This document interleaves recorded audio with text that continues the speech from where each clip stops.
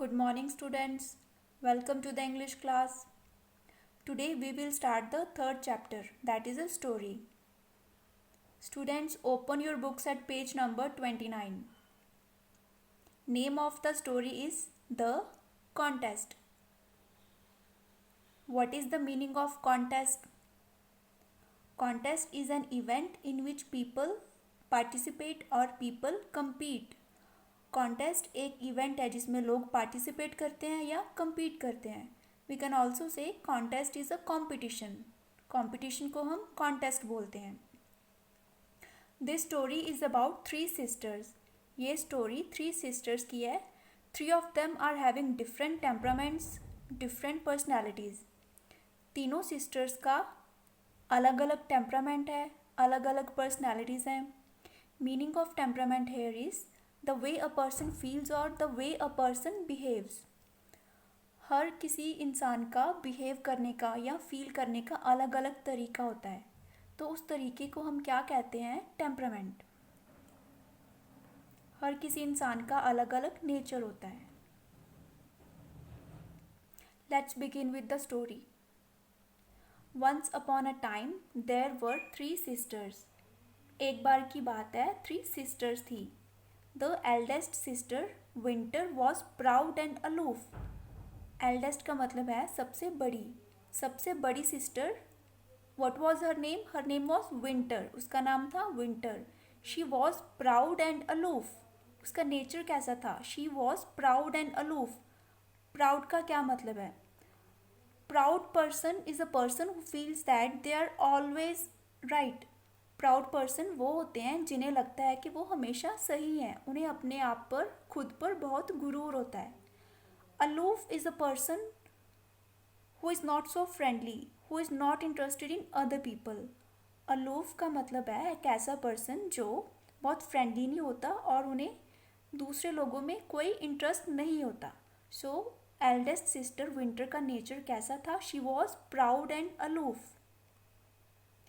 The middle sister, Summer, was warm and friendly, but hot-tempered. जो middle sister थी, जो बीच वाली सिस्टर थी, हर नेम वॉज समर.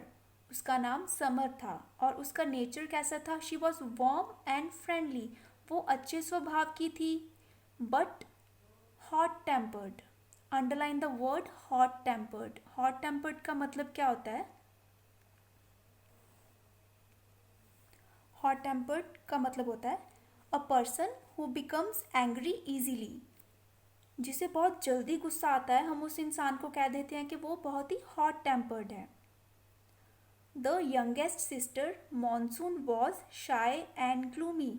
जो सबसे छोटी सिस्टर, यंगेस्ट का मतलब है सबसे छोटी. सबसे छोटी सिस्टर, उसका नाम था monsoon. She was shy and gloomy. उसका नेचर कैसा था? She was shy.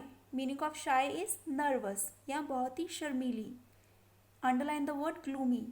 ग्लूमी का क्या मतलब है? Meaning of gloomy is a person who is always sad और unhappy and always without a hope. जो बहुत ही नाखुश किस्म के इंसान होते हैं, हम कह देते हैं कि ये बहुत ही ग्लूमी पर्सन है. तो जो यंगेस्ट सिस्टर थी मॉनसून, उसका नेचर बहुत ही शर्मीला था. One morning the sun gave them a message. एक सुबह सूरज ने उन्हें एक मैसेज दिया. There will be a contest between the 3 of you, said the sun. Sun क्या कहता है उन्हें? सन कहता है कि आप तीनों के बीच एक कॉम्पिटिशन होगा, आप तीनों के बीच एक कॉन्टेस्ट होगा. I will choose the most beautiful sister. मैं आप तीनों में से सबसे सुंदर सिस्टर को चूज करूँगा. Each of you must dress in your finest clothes for the contest. Underline the word finest. Meaning of finest is सबसे अच्छे. सूरज उन्हें क्या कहता है कि आप तीनों ने सबसे अच्छे कपड़े पहन के कॉन्टेस्ट के लिए तैयार होना है. Winter, summer and monsoon began to prepare for the contest at once. ये सुनते ही विंटर, समर और मॉनसून तीनों बहनों ने कंपटीशन के लिए तैयारी करनी शुरू कर दी. Soon the day of the contest arrived. Underline the word arrived. Arrived का मतलब है आ गया, जल्दी ही कॉन्टेस्ट का दिन भी आ गया। The first sister to take her turn was Winter. सबसे पहले किसकी टर्न थी? विंटर की। विंटर कौन थी? Eldest sister. शी वोर अ ब्यूटिफुल वाइट ड्रेस। उसने एक बहुत ही सुंदर वाइट ड्रेस पहनी। वोर का मतलब है पहनी। There were diamonds on her neck, ears and wrist. Winter ने नेक पे, ईयर्स पे और रिस्ट पे डायमंड्स पहने थे, मतलब उसने डायमंड की ज्वेलरी पहनी थी। नेक पे पहनी थी मीन्स नेकलेस। ईयर्स पे डायमंड ज्वेलरी का मतलब है उसने इयरिंग्स पहने थे। एंड रिस्ट पे उसने डायमंड्स के बैंड्स पहने थे रिस्ट पे।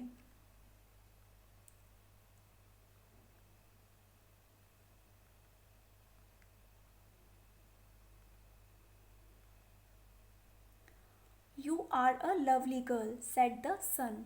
सन विंटर को क्या कहता है कि तुम एक बहुत ही लवली गर्ल हो। Meaning of lovely is very pretty और ब्यूटीफुल और अट्रैक्टिव। तुम बहुत ही सुंदर हो। But there is so much fog around you that I can hardly see your face. पर तुम्हारे अराउंड बहुत ही फॉग है, तो मैं तुम्हारा फेस नहीं देख पा रहा हूँ। Underline the word fog. Meaning of fog is a thick cloud of very small drops of water in the air, यानी धुंध। सूरज क्या कहता है विंटर को? वो कहता है कि तुम्हारे अराउंड बहुत ही धुंध है, मैं तुम्हारा फेस नहीं देख पा रहा हूँ।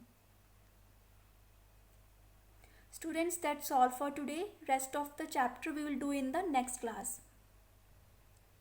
Your homework is you will read the chapter which I have just read. You will read this chapter twice. You will also learn the meanings which I have made you. You will learn the meanings of words which I have made you underline. Thank you and have a nice day.